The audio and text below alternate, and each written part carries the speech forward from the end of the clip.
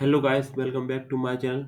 So in this video I am going to show you how you can convert your normal looking Google Chrome home into a this type of home screen. So what you need to do, so first you need to go to Momentum Chrome extension. Simply go here and add to Chrome.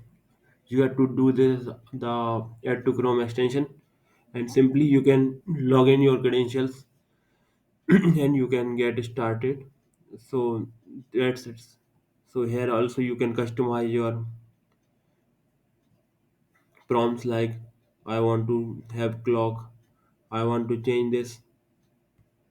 So here you can say that. So that's it for the video guys.